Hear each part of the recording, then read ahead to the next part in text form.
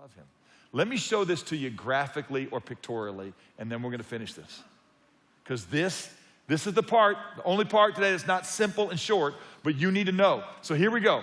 Watch. The Abrahamic covenant is this long, unconditional promise of God. I'll show you a line of it, and it's in Genesis 12 and in Genesis 15. All right? It's right there behind me. All right?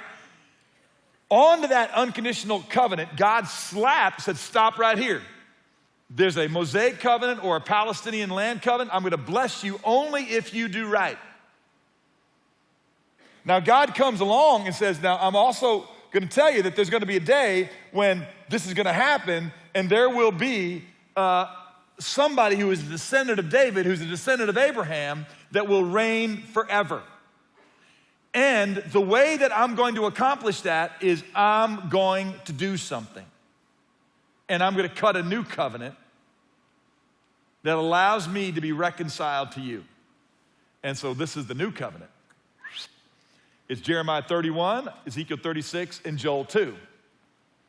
And my friends, this is what we, because we listen to Peter's message, celebrate every time we take communion, all right?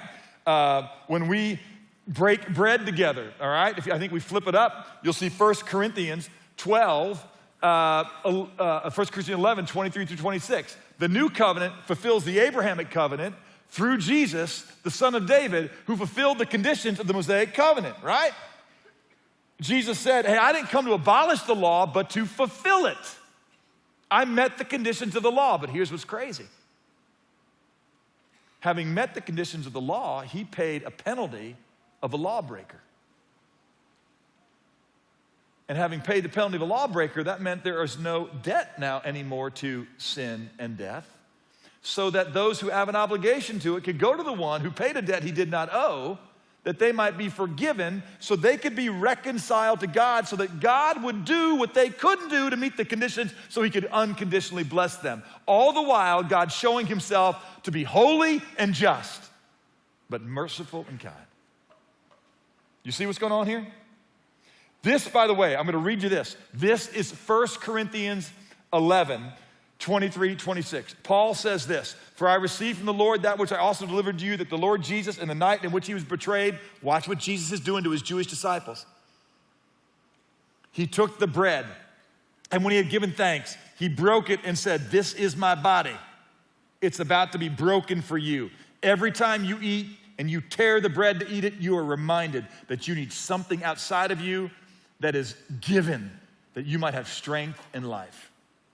And then he took the cup, he gave thanks, and he said, likewise, this cup, when you drink it, is the cup that this fruit of the vine which flows is my blood, which will be shed for you. He said, this cup is the new covenant in my blood.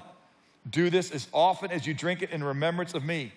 For as often as you eat this bread and drink this cup, you proclaim the Lord's death until he returns. And what he's saying is, you remember that I'm the means through which God has provided for you that which you could otherwise never get. Because you can't meet the conditions of a holy God.